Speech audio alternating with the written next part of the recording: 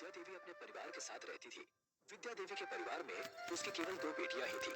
उनकी दोनों बेटियां अपना अपना ससुराल झगड़ा करके छोड़ कर आई थी। तुम दोनों को कोई शर्म या लाज है? इतने दिनों से यहाँ ठहरी हुई हो, कब जाओगी अपने ससुराल? क्या माँ, आप भी ना शुरू हो गई? क्या करेंगे हम अपने ससुराल जाकर? वहाँ हमसे सब काम ही करवाते रहते हैं। ससुराल जाकर यही करना होता है ताकि घर में सुख और शांति रह सके। अरे यार, ये तो फिर से शुरू हो गई। चलो, मैं बाहर जाना चाहिए। जैसे ही दोनों बेटियां बाहर गईं, उनके घर गांव के सरपंच और जमींदार आए। क्या बातें हो रही हैं माँ बेटियों में? रोज रोज का झगड़ा। जब ससुराल में थी तब तो था ही, और अब यहाँ भी है। चलो अब चुप भी हो जाओ। काकी से कह देना कि मैं और गांव के जमींदार मिलकर पूरे गांव को दावत दे रहे हैं। अरे वाह, लेकिन किस खुशी में?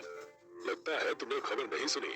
हम सारे गांव वालों को दावत हमारे नए व्यापार की खुशी में दे रहे हैं। जमींदार और बेटियां बात कर ही रही थी कि वहाँ पर विद्या देवी आ गई और कहने लगी, हाँ हाँ, क्यों नहीं दावत दोगे? इतने सारे पैसे जो ठगे।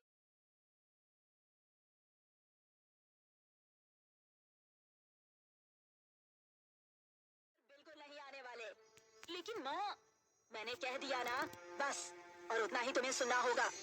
इतना कहकर विद्या देवी और उसकी बेटियां घर के अंदर चली गई। सरपंच और जमींदार को ये बात रास नहीं आई और दोनों एक दूसरे से कहने लगे, देखा तुमने कैसे इतरा रही थी बुढ़िया? अबे जाने दे, क्या फर्क पड़ता है। सरपंच और जमींदार ने बहुत बड़ी दावत रखी जिसमें सिर्फ विद्या देवी का परिवार ही नहीं गया। आपने सुना नहीं? सारा गांव उस दावत में गया है और हम हैं कि यहाँ घर पर बैठकर चावल दाल खा रहे हैं। पता नहीं क्या लगा रखा है, न जाने कितनों से। वहाँ उन्होंने देखा कि सरपंच और जमींदार बातें कर रहे हैं। देखा जमींदार, मैंने तुमसे कहा था ना कि गांव में अगर हम दावत करवा दें तो हमारा काम बन जाएगा। अब तक तो सारे गांव वाले गहरी नींद में सो चुके होंगे, लेकिन तुम भूल रहे हो उस बुढ़िया और उसके परिवार ने खाना नहीं खाया है। अरे तुम उसकी चिंता मत करो, उसका भी इलाज मेरे पास है। जरूर कुछ ना कुछ तो गड़बड़ है, मैं जाकर अभी पता लगाऊंगी। इतना कहकर सरपंच वहाँ से अपने घर चला जाता है और विद्या देवी भी उसके पीछे पीछे जाती है। और जैसे ही विद्या देवी सरपंच के घर पहुँचती है, वहाँ वो देखकर हैरान रह जाती है। सरपंच के घर पर एक बड़ा सा जिन रहता है जो रसोई में खाना बना रहा होता है। हे भगवान, ये क्या है? ये तो एक जिन है, लेकिन ये इनके चंगुल में कैसे आया? विद्या देवी सारा माजरा समझ गई थी। सरपंच के सोने के बाद वो उसके कमरे में चुपके से घुसी और रसोई में चली गई। और जैसे ही उस मायावी जिन ने विद्या देवी को देखा, वो डरकर छिपने ही वाला था, तब तक विद्या देवी ने कहा, चीखना मत, मैं यहाँ तुम्हारे भले के लिए आई हूँ। तुम इस रसोई घर में क्या कर रहे हो? मैं एक मायावी जिन हूँ। मुझे इन दोनों सरपंच और जमींदार ने कैद करके रखा है और मुझसे अपना सारा काम करवा रहे हैं। उस दिन दावत में भी मैंने ही खाना बनाया था, यहाँ तक कि राशन और सारी व्यवस्था भी मैंने ही की थी। लेकिन तुम इस दशा में आए कैसे? तब जिन ने अपनी सारी बातें बताई। मैं सालों से एक बोतल में बंद समुद्र में भटक रहा था। वो बोतल सरपंच को नदी किनारे मिली और उसने मुझे वहाँ से मुक्त कर दिया। अब मुझे उनकी बातें माननी होंगी, इसीलिए मैं यहाँ कह दूं। लेकिन तुम्हारे बाहर जाने का कोई तो रास्ता होगा। मेरे बाहर जाने का बस एक ही रास्ता है। उस समुद्र में मेरे साथी जिन भी हैं।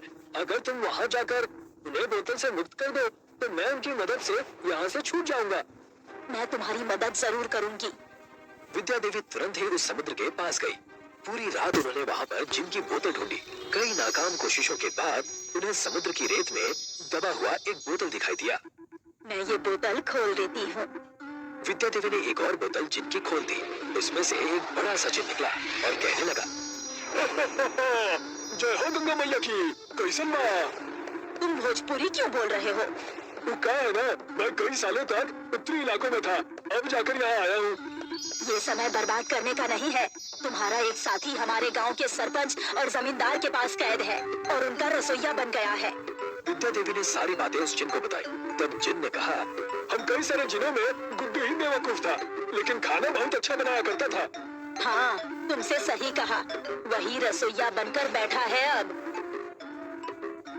विद्या देवी उस जिन को लेकर अपने गांव रमेशपुरम पहुंची। वहां जाकर देखा तो हैरान रह गई। जमींदार और सरपंच की दावत की वजह से सारे गांव वाले बेहोश पड़े हैं। यहाँ तक कि विद्या देवी की दोनों बेटियां वहाँ बेहोश पड़ी थी। मेरी बच्चियां भी बेहोश है, इसका मतलब इन दोनों ने मेरी ना सुनकर दावत खाई ही। विद्या देवी अपने जिन को लेकर सरपंच और जमींदार के पास पहुंच गई और कहने लगी, तुम्हारा सारा षड्यंत्र अब खराब होगा। सरपंच और जमींदार ने विद्या देवी को जिन के साथ देखा तो वो हैरान रह गए। तुम्हारे पास ये जिन कहाँ से आया? और ये हमारा वाला तो नहीं है? अब तुम्हारी खैर नहीं।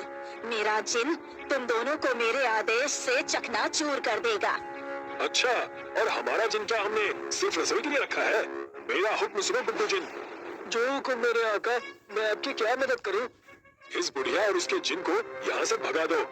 जैसे ही विद्या देवी ने जमींदार का आदेश सुना, उसने अपने जिन से कहा, जिन, मुझे गुड्डू जिन का बोतल ला कर दे दो। विद्या देवी के अच्छे जिन ने सरपंच के घर से वो बोतल बिजली की रफ्तार से लाकर दे दी। तुम इस बोतल का क्या करोगी? दो, ये मुझे दो। सरपंच और विद्या देवी उस बोतल के लिए आपस में छीना झपटी करने लगे। उनकी छीना झपटी चल ही रही थी कि गुड्डू जिन की बोतल नीचे गिरकर टूट गई।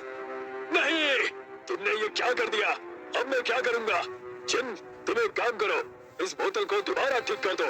तब गुड्डू जिन ने कहा, मैं अब तुम्हारी कोई आदेश नहीं मान सकता। मैं अब मुक्त हूँ। मेरे कैद रहने की बोतल जमीन पर गिरकर टूट चुकी है। अब मैं विद्या देवी का गुलाम हूँ।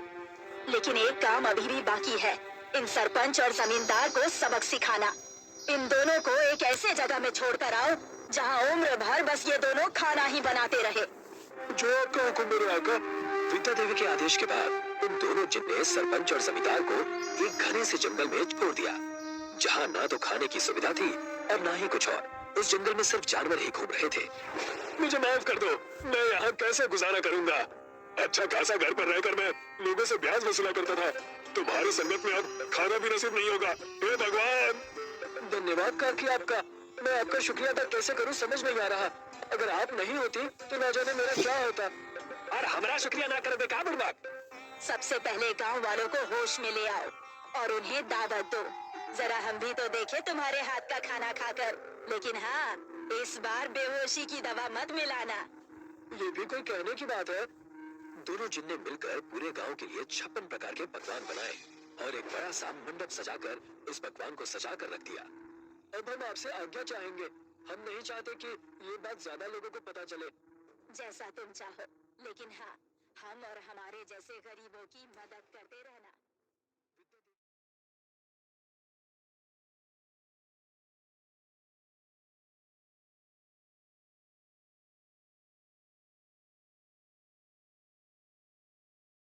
इतना प्यार करती हो? सारे रमेशपुरम वासियों ने बड़े चाव से दावत खाई। सारे पकवान इतने अच्छे बने थे कि सब विद्या देवी की तारीफ करते थक